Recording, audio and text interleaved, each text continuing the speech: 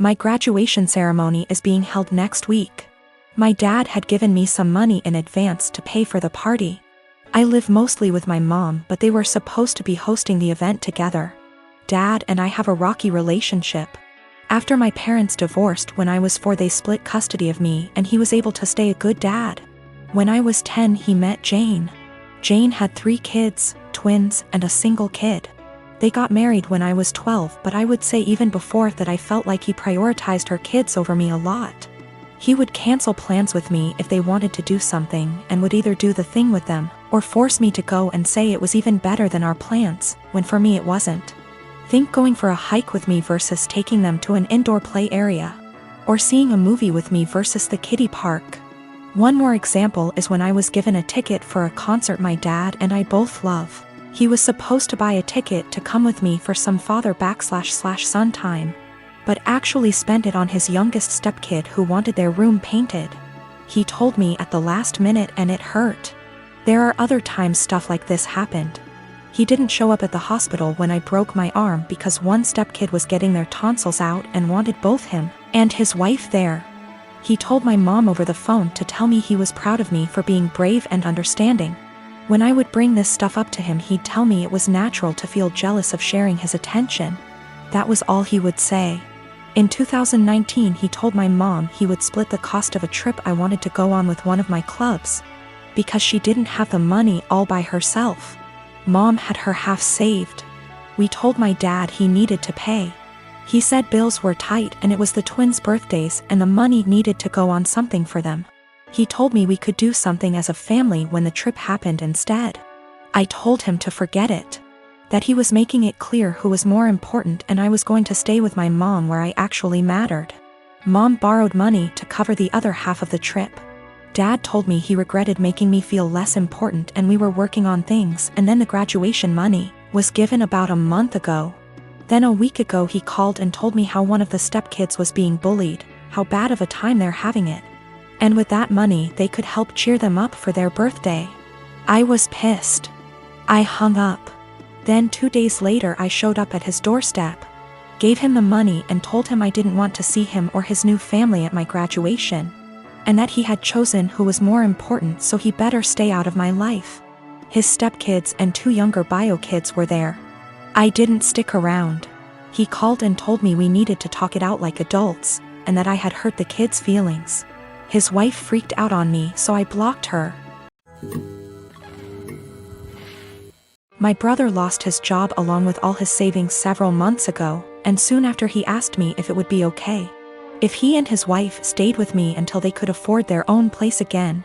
I hesitated at first, considering I only have a 1-bedroom apartment, but according to them they had no other options, so of course I invited them over and bought a blow-up mattress for the living room. For the first month things were manageable, although admittedly cramped. Then my brother told me that sleeping on the mattress was giving him back pains. So he asked if he could buy a small double bed for the living room. The living room is by far the biggest room I have, so I told him that would be fine as long as there was still room for my couch, TV, bookshelves. The living room is also connected to my kitchen in an open plan style. So I reminded my brother to leave walking space around the bed. It's now been 2 months and things have gotten a lot worse. When they first moved in, I would still use the living room every day to unwind on the couch after work. Now whenever I go in, there's a strange vibe like I'm intruding. My brother and his wife are often sitting in bed together when I go in. I always knock and stare at me pointedly until I leave. Sometimes when I sit down they will directly ask me for some alone time and say they would like the room to themselves. This came to a head yesterday when my sister-in-law messaged me with a timetable she'd made of when it would be a good time for me to use the living room. The timetable basically says that they will allow me into the room for an hour each evening, plus 20 minutes around meal times. I basically shut her down instantly and told her there was no way I'd be following the timetable since in the end it's my apartment. She sent me back a huge message with a dozen paragraphs about how my constant presence was ruining her marriage with my brother and they feel like they have no privacy. I tried to talk this over with my brother that night, but when I got home neither my brother/SIL were talking to me. So he's clearly just as pissed. Today an Amazon parcel arrived for my brother with a lock for the living room door. which I told him there's absolutely no way I will allow him to install. My brother says I'm creepy for wanting constant access to where they sleep, and he's insisting on installing the lock anyway. I have a lot of family members. I come from a religious community that doesn't believe in the public school system and tends to have a ton of kids. I have an older sister, Julia, a stepbrother, Ron, a stepsister, Molly, a half-brother, Joe, and a half-sister, Lucy. Growing up, all of us were homeschooled. This involved a lot of neglect, lack of textbooks or seasonally appropriate clothes / shoes, unheated house, and sometimes physical abuse. I lived mostly with my mom, but spent weekends with my step-family. Both houses were dysfunctional. My stepmom used to have a severe problem with alcoholism, although she's been better in the last few years. Ron is my best friend and I would be lost without him. We've supported each other through years of hard times. And we discuss a lot how our lives could have been different if we'd been sent to school or generally had a more healthy home life. Obviously, we don't want the same thing for our younger siblings, and don't want to see them struggling in minimum wage jobs while trying to study for a GED the way we're doing. When I went to visit him recently, I found that my stepmom had gone out of the country for an entire week and left the youngest two at the house. Ron and Molly both work. Molly hasn't been doing any homeschooling for about 2 years, and are out of the house for most of the day and night. I tried to help Lucy with her math homework, but she was extremely behind grade level and kept getting distracted because she had to make lunch or do chores. Joe spends all day in his room playing video games and gets no guidance from anyone. I tried to as gently as possible get him to do some reading, but he doesn't understand how serious the situation is, and obviously is having too much fun to care. So I called CPS and reported educational neglect. And obviously everyone knew it was me. And Ron told me that stepmom said I wasn't welcome at the house anymore and to never contact any of them again. Molly is extremely mad at me. She blocked me on Facebook and doesn't have a cell phone where I can reach her. Julia, who somehow heard about all this despite living across the country, also blocked me on Facebook and reported my Facebook as impersonating a celebrity. Facebook deleted it, generally making everything harder. This stings even more because I'm already estranged from my biomom over my religious beliefs. I now have no family members left, besides Ron, thank bejeebus, who want anything to do with me.